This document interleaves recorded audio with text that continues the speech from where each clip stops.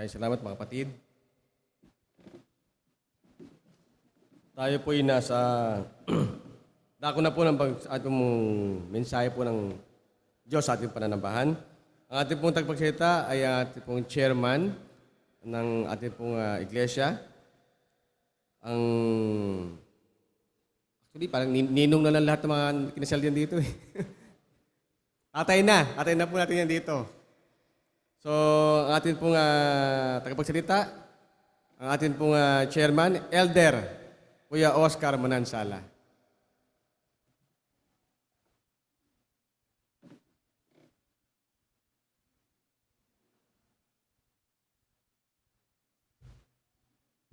Morning po sa inyong lahat. At focus po natin ang ating mga pansin at panindinig sa mga ibabahaging salita sa atin ng Panginoon sa pamagitan ng kanyang lingkod ngayong umaga. Ang pinalitan ko po yung topic titulo pero babanggitin ko rin dito. Ang topic po natin sa umagang itong natoko na masusumpungan sa Exodo 36:1-7, full-hearted zeal in giving, buong pusong may kagalakan sa pagbibigay ng Panginoon, sa pagbibigay ng ating kaloob sa Panginoon. Ang pinalitan ko po ay ang a holy abandonment in our giving. Baka may pagkamali yung abandonment, iwanan na natin yung pagbibigay. Hindi po. Yung abandonment, ang ibig sabihin dito, yung carefree, free from constraint. Carefree, okay, bigay ng bigay. At yung po talagang narinig nating binasa ng ating kapatid kanina, si Manny. Yan po ang topic natin. Pero bago po yun, ay tingnan muna natin itong background. Binabanggit po ito sa Exodus para magkaroon tayo ng lalo pang malinaw na pagkaunawa sa mga sirkumstansya ng mga Israelita noong mga panahong yon. Hanggang sa panahong ito, ang buong Biblia, ang talagang focus po nito, ang Israel, ang maliit na bayang yan, bansang yan. Nadamay tayo sa kabutihan ng Panginoon dahil gusto niyang matigas ang ulo nila at gusto niyang maging jealous sila sa atin hanggang sa mga panahon ito, ganyan ang dumarating sa atin. Ang biyaya ng Panginoon pumasok sa ating mga hentil, hindi man nararapat. Ang Panginoon, inangkin din tayo. Parang isang sangang ginrap dun sa talagang sanga ang mga Israelita. Nagtamasa din tayo ng mga biyaya ng kaligtasan ng mga pangako ng Diyos na dati nang ipinangako sa kanyang bayan kay Abraham. Ang timpo ng buong Exodo ay deliverance from Egypt.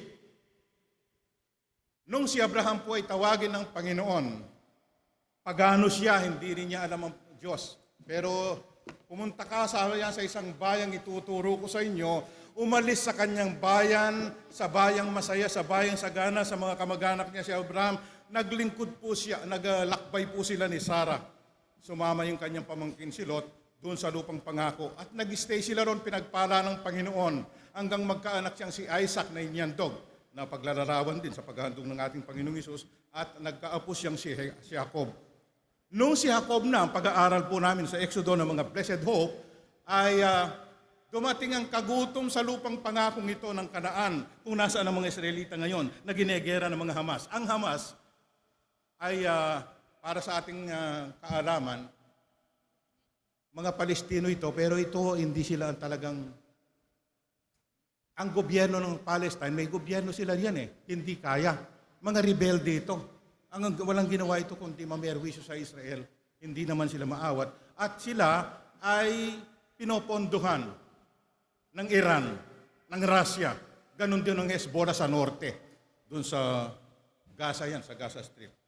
Kaya maliit na bansa lang po yan. Dumating ang kagutom nung si Jacob nandun na. Pero bago dumating ang kagutom, itong mga kapatid niya, 12 anak niyan ni Jacob. Yung mga salbahe, 11 sa 12, ibinenta yung kanilang kapatid, si Joseph. Inihulog. Gusto patayin pero nag-prevail. Ewan ko si Judah. Ihulog na lang natin, bakit natin papatay ng ating kapatid? 17 taong gulang teenager, hinihulog sa bangin. At may nung nagdadaang mga ngalakal, kinuha siya ron, dinala sa Egypt. Binenta na naman siguro doon at napunta doon sa palasyo sa isang commander ng paraon, si Potiphar. Bilisan na natin ang kwento. Hanggang si Joseph, nung 30 anyos na, after 13 years, pinagpala ng Panginoon at naging prime minister ng Egypt. Nagkaroon ng kagutom ang buong mundo. Doon sa Kanaan, hanggang sa ang alam na mundo ng panahon yon. Ang bigas, wala ng 20 pesos. Hindi na talagang wala ka nang mabibiling 20 pesos na bigas. Hindi, wala kang mabili kahit na may pera ka. Hanggang magulantang, hanggang si Jacob, sabi niya, umalis kayo, maghanap kayo ng paraan, mabibilan. Pero si Joseph, pinagpala ng Panginoon, naging prime minister at naging marunong na marunong yan. Umahanap sila ng paraan kung sinong pwedeng mag-advise sa kanila kung paano nilang mapa-improve ang kanilang agriculture. Paano lang ma-improve ang kanilang ani. Ang sabi po, siya ang nagbigay, na naginip kasi ang paraon. Magkakaroon ng 7 taong kagutom, ang interpretation, 7 sagana. Pero sa kasaganaan yan, ang panaginip, magikero at ng mga marunong advisor ng paraon. Hanggang tawagan nila dahil ito, nakita na, meron na siyang talagang marunong mag-interpret ng mga panaginip. Kung sa mga panahon ito, ay utas ang loto. Nahuhulaan niya yung mga panaginip.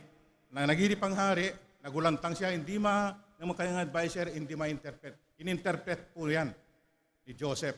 Magkakaroon ng 7 taong sagana, kaya ang gagawin natin, mag-imbak tayo. Nagpagawa siya ng maraming warehouses all over Egypt at tinambak doon during that saganang panahon.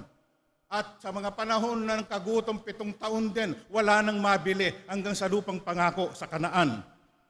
Kaya si Jacob, tumatanda na yung mga anak niya, sabi niya, malungkot si Jacob. Gutom na, yung anak niya na wala pa kasi hindi sinasabi. Ang report na nakarating sa kanya, napatay na. Kasi inyuwi nila yung kanyang damit na may ginawa-gawa lang yan. So, nangyari po yan. Nasave sila sa gutom, pero pumunta po sila. Bumaba sila sa Egypt, 70 tao lamang ang pinagsimulan. Lumipas ang maraming mga taon, si Joseph patay na, prime minister na kanilang kapatid. Mahaba po yan pag ano pa na yung drama nila. May mga drama yan nangyari. Siyempre, nagkita-kita yung mga kapatid. Imbes na takot sila kay Joseph, pero si Joseph naman, wala siyang anumang pagtatanim ng sama ng loob. Talagang umiiyak siya, tinatago niya ang kanyang pag-iyak, niyayakap niya, pinakain niya, inaruga niya yung kanyang mga kapatid at pinabalik niya sa tatay nila. Pumunta kayo sa tatay, kunin ninyo, dalhin nyo dito sa Ghana. Ito ang aking katungkulan ngayon. Pinaintulutan sila ng paraon na manahan doon sa Goshen. Ito'y kapatagan, pero dito sila naniraan ng 430 years. 70 lamang sila nung pag-uusapan natin ng Exodus na ito. Ang ibig sabihin ng Exodus, exit, departure, mass departure. Ang sinasabi po ng mga ekspertong theologian, mahigit 2 milyon hanggang 3 milyon at kalahati nung lumabas sila riyan. Yun po ang team ng Exodo. Paglabas, exit. Pero milyon. Halos kasi kalahati ang dami ng mga Israelita ngayon. In 430 years, naging pagpalagay natin 3 milyon kasi ang nagbabatayan po nila ng kanilang estimate, yung binabanggit na maliwanag ng Biblia, hindi binabanggit kung ilan sila. Pero ang binabanggit, yung 20 years old na pwedeng humawak ng tabak, pwedeng humawak ng sibat, pwedeng humarap sa gyera, 603,550. Age 20. Paano yung mga bata? Paano yung mga babae? Paano yung mga tandang hindi na pwedeng humawak ng tabak? Kaya ang tansya nila, 2 milyon hanggang 3.5 milyon. Nilabas po ng Panginoon yan. Ginamit niya si Moises, dumating ang panahon, si Moises naman ang maglabas sa kanila. Si Moises, prinsipe rin, doon sa harap na, kasi nakita natin yan, napunta rin sa palasyo. Inangkin ng anak ng paraon, at doon siya lumaki, doon siya nakapag-aral, pero nung 40 taon na siya, nakapatay siya ng isang Egyptian. Kasi ang dugo niya ay malapit sa mga Israelita, inaaway ng isang Egyptian ng Israelita, at inaawat, ay nasuntok siguro, ayaw paawat, napatay niya. Kinabukasan, meron na namang nag-aaway this time, dalawang Israelita. Inaawat na naman ni Moises dahil ang dugo niya talaga malapit sa kanila. Huwag niyo kayo mag-aaway, magkakapatid kayo. Ang sabi na sa kanila, kita ka namin, nakapatay ka ng Egyptian. Anong gusto mong gawin sa amin? Papatayin mo rin kami? Nanakbo si Moises, nagtago doon sa kabundukan ng malapit sa Mount Sinai, sa Midian. At nag-stay siya, natakot siya sa paraon. Hindi na makauwi sa syudad, sa Egypt. Nag-spend siya ng 40 years doon. Pagkatapos, sabi ng Panginoon, pakita sa kanyang Panginoon, doon sa burning bush, ay ilabas mo ang aking bayan. Ito pong sinasabi. Nung ilabas ni Moises ang bayan, nakita po natin dito ang mga kamanghamanghang pagkilos ng Diyos na hindi na natin nakikita ngayon. Halimbawa, itong milyones na ito, lumabas kayo, sabi niya ng mabilis, nakalabas sila. Ngayon, ang lumalabas doon sa Gaza, binuksan ang Jaffa doon papuntang Egypt. 2,000 lang 2, 3, 4 na linggo na hindi makalabas-labas Pero dito, inilabas ng isang gabi lamang ng Panginoon ang kanyang bayan, 3 milyon, mahigit. Pati kanilang hayop, pakatlang gamit. At bago sila lumabas, katuparan sa pangako ng Diyos, doon sa Genesis 15, ang sinasabi niya kay Abraham doon, sabi niya, pagpapalain kita. Gagabayin kita, magiging sagana ka, magiging tatay ka kay Abraham ng maraming bansa. At sabi niya, darating ang panahon, magiging alipin kayo sa ibang bansa ang iyong lahi. Pero after 430 years, sabi niya, ilalabas ko kayo, sabi niya, at ilalabas ko kayong mayaman, hindi kayo kukulangin. Nung lumabas sila nitong Exodo na, gumawa ang Panginoon sa puso ng mga Egyptian. Pinalambot niya ang puso. Bagamat sila slave doon at pinarusahan doon, pinagagawa sila ng hollow block araw-araw. Pagkatapos pati yung dayami, yung damong ginagamit nila para magaang ang hollow block, magdikit-dikit, inalis pa ng paraon. Talagang hirap na hirap sila pero narinig ng Panginoon ang kailang karayingan. Sa kanilang kahirapang, oppression na dinadanas, narinig ng Panginoon. Sabi niya, ilalabas ko kayo. Inilabas sila ng Panginoon. Nung sila'y naglalakbay na, itong dumating na tayo sa ating tema, ang sabi ng Panginoon kay Moises, gumawa ka ng isang tabernakulo. Parang ganito, templo. Sabi niya, gusto ko, sabi niyang, makaniig, makasama ang mga tao. I want you to build a tabernacle so that I can live among the people. Tabernacle, ako'y makipamayan sa kanila dito sa templong ito. Minimit sila rito ng Panginoon, si Moises at ang mga leader at ang mga karayingan ng Diyos, ng tao sa Diyos, ay dito dinidinig. Ibang-iba kaysa ating panahon ngayon. Tayo, while meron tayong templo, sanctuary, tabernacle ang tawag dito, sanctuary ang tawag natin, chapel. Higit pa riyan ang ginawa ng Panginoon sa bagong tipan sa atin. Ano ang tabernakulo ng Diyos ngayon? Ano ang templo ng Diyos ngayon? Sinasabi po sa John, sinasabi sa Epeso, sinasabi sa ibang mga bahagi ng banal na kasulatan, sa 1 Corinthians, sabi niya, kayo ang templo ng Diyos. Kayo ay tinatahanan ng banal na Espiritu Santo. Ang sabi niya doon sa John, ang banal na Espiritu Santo ay aking ihingin sa Ama. Sabi niya, at ipadadala niya at siya isa sa inyo at hindi na aalis ay magpakailanman. Pagkatapos, sinabi pa niya, ang umiibig sa akin, sinusunod ang aking mga salita. He who loves me, obey my commandments, and I will manifest myself to them, and the Father will manifest himself to to them. Sabi niya, and I will dwell in them, and my Father will dwell in you. The Holy Spirit nag-i-indwell sa atin lahat ng mga mananampalataya. Yung the Lord Jesus, spiritually, nag-i-indwell sa atin. Tayo ang templo niya. Ang Ama, sabi niya, bakit mo imamanifest sa amin? Sabi ng mga alagad, hindi sa lahat ng tao. Hindi, sabi niya. Kayo mismo. I will live in you. I will be in you. I will dwell in you. Sabi niya dito kay Moises, gusto kong gumawa ka ng tabernakulo. Binigay po niya yung blueprint. Binigay niya yung detalye. Binigay niya ang lahat ng dapat gawin. Ang sukat, ang haba, ang lawak, ang taas, ang description, nakuha ang lahat ni Moises yan at sinabi niya sa mga tao, magdala kayo rito, sabi ni Moises, ng mga ganitong gamit. Yung sabi ng Panginoon sa kanya, yung may willing heart, yung may kusang loob, sabi niya, magkaloob ng ganito. Ano po yun? Binabanggit sa 25, binabanggit sa 35. Ang klase ng offering na dapat dalhin para gawing tabernakulo, parang gawing ganito. Of course, kanila tent lang noon. Wala pang bato. Pero, ang sabi niya, magdala kayo ng ginto, magdala kayo ng pilak, magdala kayo ng tanso, magdala kayo ng mamahaling alahas, at magdala kayo ng mga mamahaling damit, tela, piling, balat ng goat na kapalibot, yung pong gagamitin. At ang mga sukat, pati mga tornilyo, kumbaga sa ating panahon, ay binabanggit ang size, ang lugar na pagkakabitan.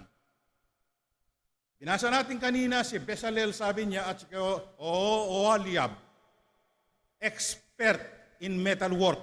They were expert in woodwork and many more craftsmen. Ang gagaling po ng mga Israelita hanggang ngayon eh. Expert sila sa metalwork, sa goldsmith, sa woodwork, carpentry, etc., etc. Ang sinasabi ng kanilang Prime Minister ngayon, sabi niya, ang Peace Prize, Nobel Prize, 27% of all the Nobel Prize awarded galing sa kanila. Silang pinakamagaling sa mga doktor, silang magaling scientist, sa computer, sa AI, silang nakaimbento. Hanggang ngayon, sabi niya, hindi nila inaamin before na meron na silang nuclear bomb as early as 20-25 years ago. Pero this time sinasabi na nila, inaamin nila. They are. Yung North Korea merong nuclear bomb pero hindi binabanggit yan eh. Nagpapapatok palagi ang North Korea, natatakot na South Korea, nabubwisit ang Japan eh. Makakarating na sa Amerika pero hindi nila binabanggit ng mundo, hindi nila kinatatakutan katulad ng because yung delivery ng North Korea questionable. Kahit na meron silang atom bomb, baka pagpaputok niyan, sa kanila puputok. Yung delivery system nila in question. Ngayon, ang laban nila rito, ang nangyayari doon, nasingitan sila ng konti yan dahil for 15 years meron silang peace eh. Yung pala, yung mga Hamas, gumagawa pala ng underground tunnel yan. 1,300 tunnels, 1,400 tunnels, at pinagdugtong-dugtong mo yan, more than 500 kilometers. At doon sa ospital na sinasabing binomba ng Israel, ando pa rin ang headquarters nila sa ilalim. Yung mga tunnel na yan pala, merong koneksyon. Diyan sila nahihirapan. Pero they are already there. Nakapalibot na yung mga Hamas. Nalulungkot tayo. Minsan nadadamay po ang mga sibilyan. Ayaw natin yan. Sila rin naman, sabi na, winawarningan namin. Sabi niya, lumabas na kayo. We will bomb the area. Labas kayo. Inaharang nitong Hamas. At ginagawa silang hostage. Mismo kababayan nila, walang pakialam ito sa buhay. Ang Israelita, kailangan panalangin natin dyan at matapos ng madali ito. Sabi ng mga Israel ngayon, we are ready for a long, protracted war. Ito kung bansa sa bansa ito, tapos na ito. Katulad ng dati ng Six-Day War, noong 1973, 1967, tapos na ito. Pero ito kasi guerrilla warfare ito eh. Kaya nandun sa mga lungga-lungga ito eh. Ang ginagawa ng Israel, nag-a-advance sila, dadala ng bulldozer, gagawa ng mga hill para kalapit sila unti-unti. Pero nandun na sila, malapit na sila. At matter of time na nila. Yung pinaka-headquarters ng kanilang malaking headquarters sa underground ay nakuha na nila. Ito po ang kanila, parang si Bezalel, si Oholiab, ang mga craftsmen, they were to prepare all those detailed description ng blueprint ng Panginoon. Ang sabi niya, at sabihin mo sa mga tao, magdala sila ng mga kailangan ito. Yan po ang kanilang ginawa. Nagdala sila, anong dinala nila? Makikita natin. Ano-anong mga kusang loob na ibinigay ng mga Israelita kay Moises upang magamit sa pagtatayo ng tabernakulo ayon sa ating mga talata.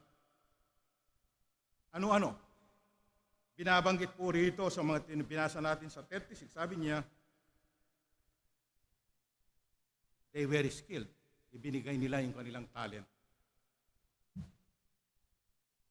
Bezalel, Oholiab, and all the craftsmen. Willingly, they gave their talent, they used their talent, they used their skill, and other.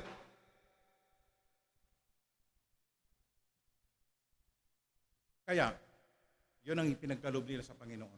Tayo, sinasabi ko nga, lahat ng tao pwedeng magkaloob sa Panginoon. Lahat ng mga mananampalataya. Okay, hindi mananampalataya, okay lang na hindi. Pero lahat talaga na nakaranas ng biyaya at ng kahabagan ng Diyos, pwede tayong magkaloob sa Panginoon. Ito makikita natin dito. Ang sabi ng binasa natin at iba pang bahagi dito, sabi niya, pinagkalooban sila ng gano'n na lamang na kausay na skill itong mga taong ito. Ipinaglingkod nila sa Panginoon ngayon. Kung anumang skill meron kayo, kung yan ay driving, kung yan ay paglilinis, kung anumang skill na kaya natin, pwede natin ipaglingkod sa Panginoon. Ginamit po nila yan. Pagmasdan natin ang kanilang ginawa. Their attention to detail talaga, kung ano sinasabi ng Panginoon, kung ilang pako yan, kung ilang tornilyo yan, kung ilang, hindi natin maintindihan kasi ang mga tent yan binabatak lang yan, walang pako, pero hindi kamukha ng tent natin ngayon simpleng-simple lang yun. Tapos dito, yung balat ng kambing na babaeng kambing, hindi ko alam bakit yun. Siguro iba ang balahibo nun. Siguro makintabang balahibo nun. Siguro walang piling-pili yan. Inihahanda ng mga babae. Piling-pili. Dinadala doon sa kay Moses araw-araw para gamitin dyan. Yung sukat, yung taas, yung description. To the detail. Yung blueprint according to the plan prescribed by God Himself. Gagawa tayo ng mga bahay dito, malimit away sa dulo. Kahit na may plano ang arkitekto, kahit na mayroong pang engineer dyan, at mayroong pang foreman dyan, pagdating sa dulo, yung nagpapagawa, yung contract siya, halos nag-aaway yan. Bihirang hindi nag-aaway yan. Kasi hindi nasusunod yung pinag-usapan.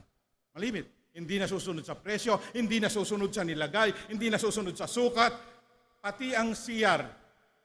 Bakit yung klebe, nandirito ang butas, yung tubig dito pumupunta palagi. Laging ganyan. Pero dito, nung matapos ang tabernakulo, ayon sa description binigay ng Panginoon, eksakto. Ganun sila ginamit nila yung talento nila, kusa. Ang sinasabi ng mga ibang theologian dito, about 8 months yata inipo ng materialis na ito. Saan nila galing ang ginto? Saan nila galing ang silver, ang bronze? Ang sinasabi ni Panginoon doon sa Genesis 15, kung basahin nyo na para makita natin. Genesis 15, unang-una pa lamang na magkausap sila ni Abraham, 15, 13, and 14, ganito po sinasabi ng banal na kasulatan. Sabi niya, you can be sure that your descendants, sabi niya kay Abraham, will be a stranger in a foreign land, where they will be oppressed as a slave for 400 years. Eksaktong sukat niyan, dun sa kabilang pagdating sa Exodo, 430 years. But I will punish that nation that enslaved them, Egypt. Parusahan ko ang Egypt that enslaved them. And in the end, they will come away with great wealth. Pero paglabas niya, sinabi niya ito, hundreds of years bago pang nangyari, lalabas sila, parurusahan ko yung bansang yun, yung Egypt, at lalabas silang mayaman.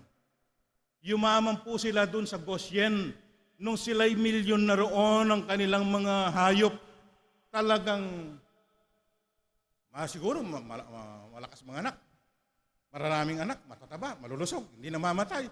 Lahat ng paligid ng mga bayan, namamatay ang mga hayop. Sila hindi.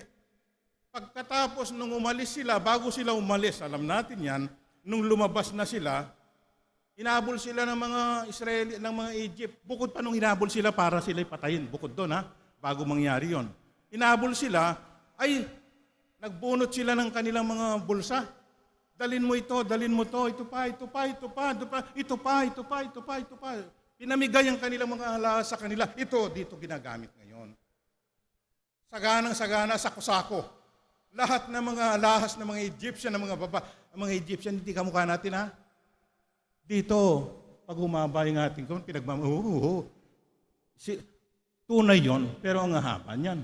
Pati rito meron Pati rito merong mga alahas. Hindi kamukha natin, kaya ang dami niyan, pag pinamigay lahat sa kanila, nung lumabas sila, pwera pa yung kanilang mga hayop, pwera pa yung naipundar nila noon, talagang mayaman sila.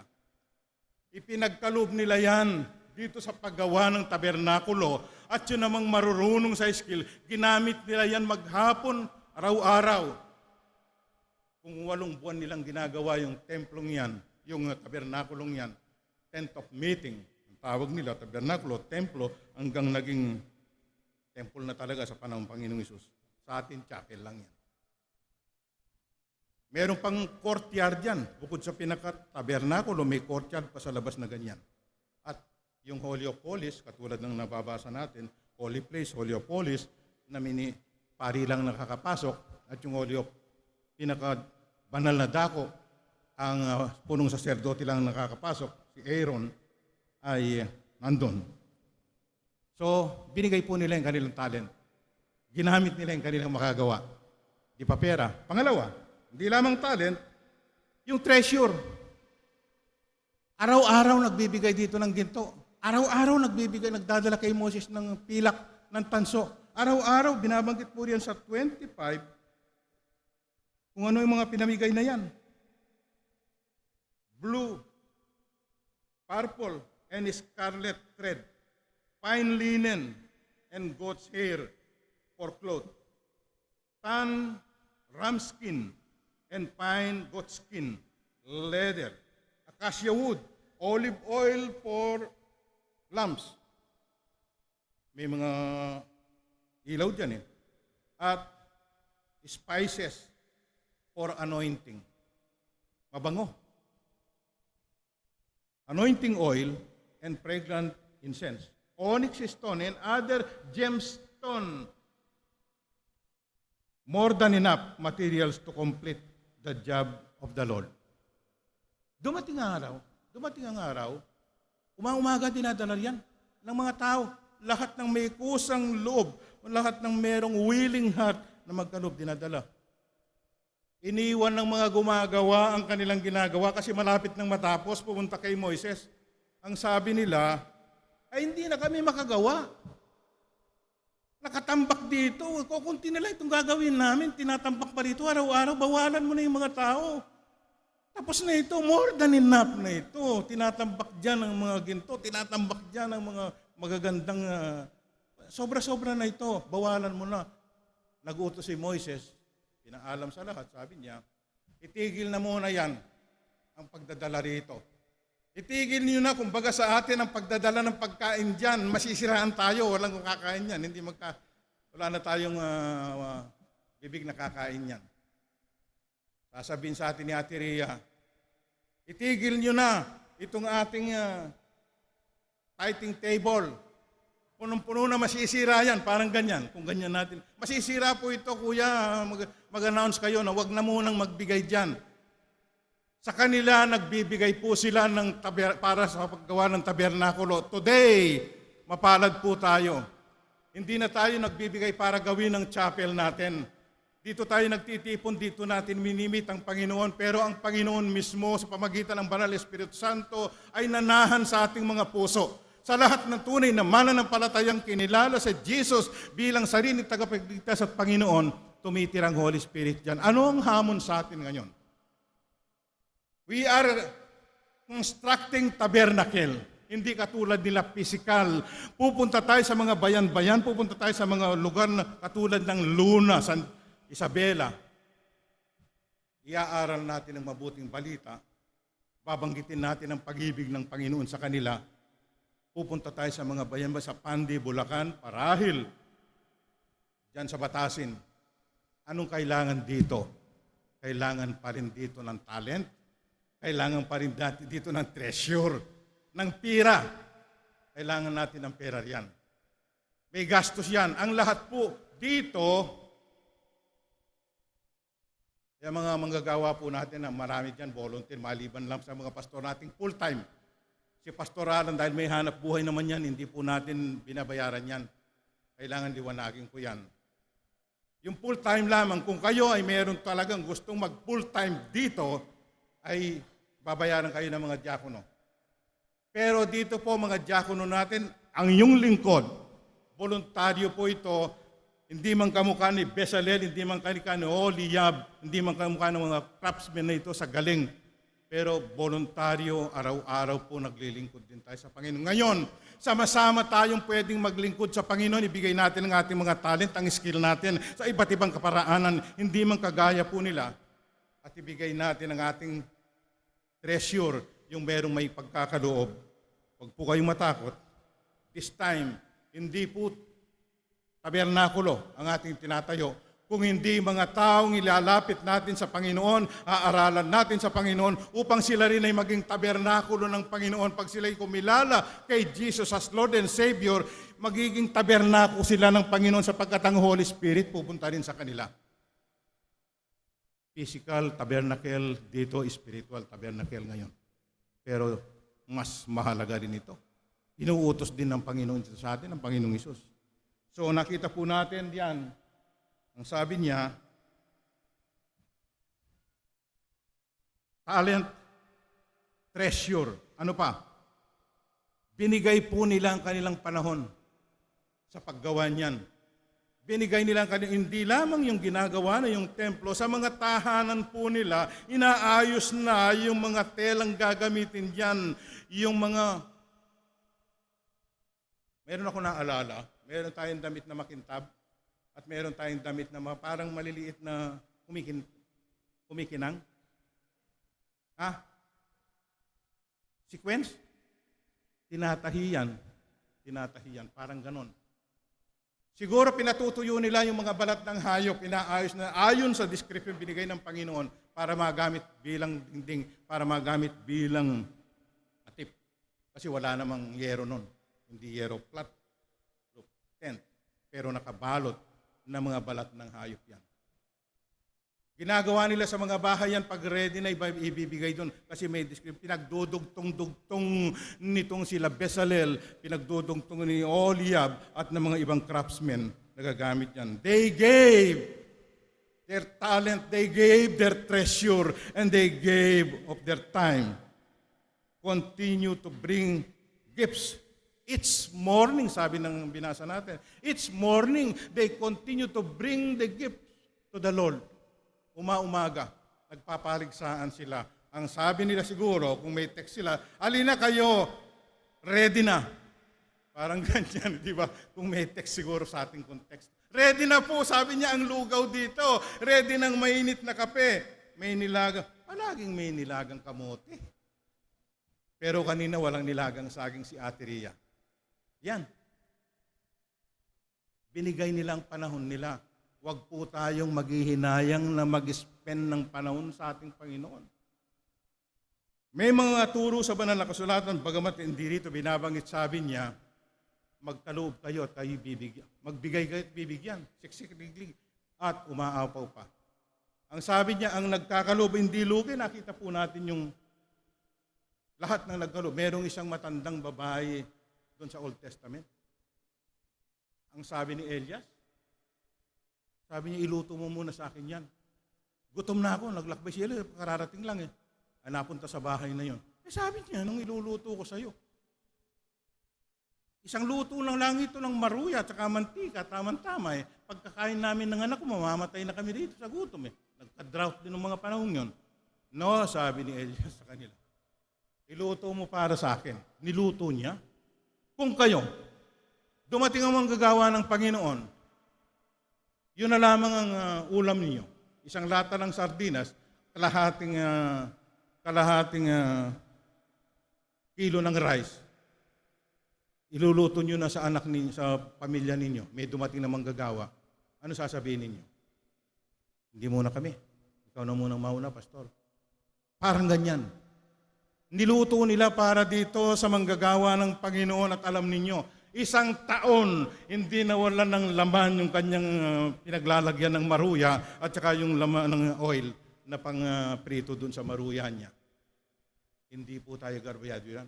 Lahat ng mga tao rito nakita ko nung unang-una riyan, ang sabi ni Kuya Robert sa akin, maaga kaming sasamba. Sabi niya, pare, isa lang ang sasakyan natin dito. Isa lang. Kuya Robert, yung namatay nating elder. Bisikleta lang. Yung bisikleta kay tatay ni Melvin, kay Kuya Greg. Bisikleta lang ang ating sasakyan dito. Pagdating ng araw, sana mapuno ito. Napuno! Napuno. Ganyang gumawa ang Panginoon. Kaya sabi niya, ang pagbibigay po natin sa Panginoon, huwag niyong paghihinayangan. Lahat ng kinikita, doon sa Malakias nga, sabi niya, subukan niyo ko ngayon sa bagay na ito. Yang hindi nagkaalog sa Malakias, ang sabi niya, magnanakaw kayo. Saan kami nagnakaw? Sabi niya, ay, saan nagnanakaw kayo sa inyong opening, sa inyong tithe, sabi niya. Pero sabi niya, subukan ninyo ako sa bagay na yan, ng pagbibigay para sa akin, sabi sa aking pangalan. Kung hindi ko bubuksan ang durungawan ng langit, sabi niya, at ibababa ko sa inyo ang mga pagpapalang, wala kayong sapat na kalalagyan. Ganyan po ang pangako ng Diyos sa atin. Bagamat nagbibigay tayo, hindi upang pagpalain, hindi naman tayo nagbibusiness sa pag-. Pero kung nagbibigay tayong maluwag sa puso natin katulad nila, ang lahat ng pinagpala niya, binigyan niya ng skill, binigyan niya ng talent, binigyan niya ng treasure, at binigyan ng panahon. Sabi niya, ginamit nila. Dito. Dito. Alam natin, marami ring mga kalokohang nangyari dito. Pagdating ng katigasan ng ulo, kaya nga sila muntik nang maubos eh. O konti na lang nakapasok eh. Lahat ng mga 20 years old naman, pataas, namatay dyan. O konti mga bata na lang nakapasok. Maliban kay Joshua at maliban kay Caleb sa lupang pangako. Na siyang pinagmulan ngayon ng mga Israelitang pinangungunahan ni Netanyahu. Ang sabi niya, ito, nagsimula na ang bansa rito. Nagsimula sila 70, lumabas sila million as a nation. Pero kinilala ng United Nations, katulad binabanggit, May 14, 1948, to be exact. Dinala sa United Nations yan para kilalaning bansa. Nagkaroon ng botohan, may pitang botohan. Tayo talaga ang cleanser dyan. Pero alam ng Amerika, naboboto tayo sa Israel. Gusto niya, siya siyempre, lalo na noong mga panahon yung 1948, silang malakas, silang mayamang masyado. Walang China pa nun. Russia, mahina pa nun. British, malakas-lakas. Silang cleanser. Ang uling boto, kunwari, alam na nila yung boto ni Romulo eh. Pero, kunwari, okay, 40-40, score. 50-50, patas. Kinas nila yung vote nila. Palakpakan. Pero alam din ng mga Hudyo, hanggang ngayon, na talagang bumoto tayo. Tayo ang cleanser dapat doon. Kaya lang, alam ng Amerika yung barahan natin. Alam din naman natin ng barahan nila talaga, pero di man tayo nangangasiwa ron eh. Naging presidente, si Romulo, di na naulit yun, ng Security Council ng United Nations. Yun po. So, walang makapagsasabi sa atin na hindi tayo pwedeng magkaloob sa Panginoon. Meron tayong talento kung wala tayong pera. Kung may pera tayo, pwede pang talento, pwede pang pera. Hindi po ninyo sa akin binibigay yan, hindi nyo binibigay sa mga deacons yan, binibigay natin yan sa Panginoon. Ganon din, tulad nung sa Old Testament.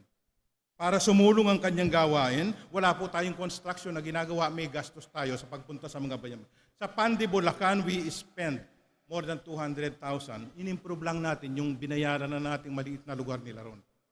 Doon sa Arenda, may chapel po tayo, pero yung bahay, yung parsonage na pastor na tumutulo, pag umuulan lang naman, tumutulo, in-improve natin yan. Nangutang tayo ng 400,000 para kukulangin pa ng konti.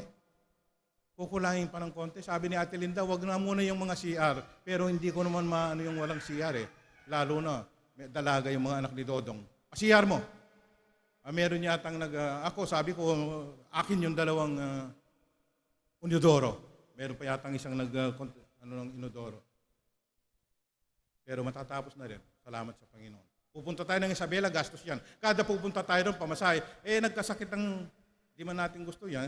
Nagkaroon ng infection ng ating pastor. Nagkaroon tayo ng konting paghinga riyan. Pero ayaw nating mapabayaan ang gawain doon. Ang sinasabi ni pastor, about 20 more or less, baka susunod na sa Panginoon yan sa tubig ng bautismo kung magpapatuloy tayo roon. May gastos po yan. Luna, Isabela, napakalayo. Ilang araw, kailangan mag-stay ka ron ng minimum 1 week. May gastos yan. Dito, iyo po ang pinagkakagastusan natin. Inauguration bilang iglesia, kikilalanin natin bilang daughter church natin, ang Pandi, Bulacan, December 10, may gastos ng konti yan. May upuan sila, at bibili na yan, dadagdag natin yan pagkatapos natin magawa, ma-improve yung lugar, at yung pinasasahod po natin yan. Engineer po yung pastor natin doon, si Jeremy. Civil engineer ito, pero naglingkod siya ng full-time, magkano lang naman ang binibigay natin dyan. Nakakatuwa po yung ganyan. Salamat sa Panginoon. Sa Cavite, yung pastor nila, dahil maliit pa yung lugar, di pa nila kaya, tinutulungan din natin. Yan po na pupunta ang ating kaloob. Skill, si Kuya Pablo, nung bata-bata pong mananampalataya yan, hindi mo na kailangang utusan yan. Lahat lilinisin niya, lahat ipagdadrive niya, ang mga gawain natin pupuntahan niya. Pero this time, nung maging senior citizen niya, kagaya ni Kuya Boy, nangihina po tayo. Kailangan talaga may papalit eh. Salamat sa Panginoon ako, hanggang ngayon 76, nakakatayo pa ako rito. Pero ito na lang kaya kong gawin, mga kapatid. Nakakapagkaloob pa rin. Hindi nakagaya ng dati, pero salamat sa Panginoon. Ito'y pagpapala ng Panginoon sa atin. Dapat talaga may susunod dito. Dapat talaga may willing heart dito, katulad ng mga Israelita noong unang panahon yon, na magkaloob ng kanilang talent, magkaloob ng kanilang treasure, magkaloob ng kanilang time. Yun po ang binabanggit dito. Talent, treasure, time. Everybody can contribute. Everybody. Walang pwedeng magsabi sa atin. Meron akong kakilala. Namatay ang kanilang mga magulang. Wala naman silang itutulong, silang may magulang eh. Ako, nasapi lang sa kanila eh. Pero sinabi niya, ako ang nagpalibing eh. Ang lahat ng mga memorial, yung sa Ate Linda, nakakayamang babanggitin yan. Lahat ng mga memorial plan ko, marami kong memorial plan, 5 na siguro ang nagamit sa pamilya mo, 4. Sabi niya sa akin, Oscar, sabi niya, ako wala namang pira. Pero sabi niya, pwede kong contribute ang aking panahon, ang aking gawa. Tama nga, ginagawa niya. Mga ganun. Sama-sama po tayo, may paroroonan tayo. Yan po ang hamon sa atin ngayon. Paggawa ng tabernakulo, sila, tayo, paggawa ng tabernakulong spiritual na tinatahanan ng Diyos. Lahat tayo pwede. Contribute our time, contribute our talent, contribute our treasure. Ang treasure na sinasabi rito, hindi naman, maraming treasure yan, may ginto, may pilak, may... Hindi po. Magkano lang? Simula kami, ang sahod ko nung ako'y nagsimula kami, fresh graduate ako, 275 pesos ang isang buwan. Magkano na ngayon? Kaya noon talaga ang milyonaryo. Wala namang, ngayon ang daming mga milyonaryo, hindi sila milyonaryo, pero may milyon. Kung ilang value ang pere sa ngayon eh. Ngayon 16 pesos, 16,000 a month. Noon, minimum 275. Umalis ako after 2 years, 375 lang. Isang taon, isang daan lang naibigay more than 20 months ako. Aboitis pa yan ha, aboisit na yan. Ang tawag ng aming kahera, aboisit kasi aboitis eh. Salamat sa Panginoon. Hanggang ngayon, nandyan tayo. Hindi tayo masyadong mabongga, pero Panginoon matapat sa atin at marami tayong pupuntahan. Panalangin natin ang bayan ng Israel para pagpalain tayo ng Panginoon. Ang magpapala sa iyo, sabi niya, pagpapalain ko. Panalangin natin ang pastor natin. Malaking perwisyo pag hindi agad gumaling yan. Hindi makalakad eh. Kailangan makalakad siya ng normal. Kailangan talaga spiritual warfare din yan. Ngayon, na-realize ni Pastor Ted, Kuya, siguro nga po spiritual ito. Sabi niya, talaga, wala na eh. Sabi ng doktor niya, 2 beses, wala. Ang lab test, wala. Dinala namin sa Cardinal Santos, ha? Yan ang pinakamataas sa mga papa, sa mga bishop, cardinal. Yung sinabi sa amin ng doktor, sabi niya, wala kaming ibibigay sa iyong gamot. Magaling na yan bakit isang buwan na may tayo talagang, may engkang ka pa rin. Kaya sabi ni Pastor, siguro nga po, spiritual din ito. Talaga, spiritual yan, kilalanin natin yan. Pero hindi dapat ang kalaban natin, si Satanas, ang kanyang mga kampon, ang kakampi natin ng Panginoong Hesus, ang Holy Spirit, mas makapangyarihan yan. Hindi tayo matatakot. Dinadala lang natin sa tama ang ating pananaw. Meron tayo talagang kalaban, pero wala siyang laban sa ating kakampi. Ang sumasa inyo, higit na makapangyarihan kaysa sa sanlibutan. Kaya huwag kayong matakot, sabi ni Apostol John. Kaya panalangin po natin ang ating pastor. At marami pa tayong gustong puntahan. Salamat sa Panginoon at hanggang ngayon ay nagagawa po natin. Lahat tayo. Pag walang, kanina nakita ko si kapatid na Boy, wala kasi si Pablo eh. Si Pablo ay nag-Hong Kong. Kailangan po niya yan. At least yung mga anak niya nadala siya sa Hong Kong. Sana madala kayo lahat ng mga anak sa Hong Kong. Kahit na once in your lifetime. Di ba? O Singapore, di Japan, US, at saka naman muna yan. Kapatid na Boy, siguro mayroong dumi kanina. Siya ang naglinis yan. Lahat tayo, volunteer. Pwede natin gawin yan. Ano ang skill natin? Maglinis yan. Wala siya kapatid na Pablo. At saka si Pablo, sabi ko nga, hindi na rin niya nagagawa yung dati niyang nagagawa dahil malakas siya. Salamat sapagkat kahit na wala tayong tutugtog dito,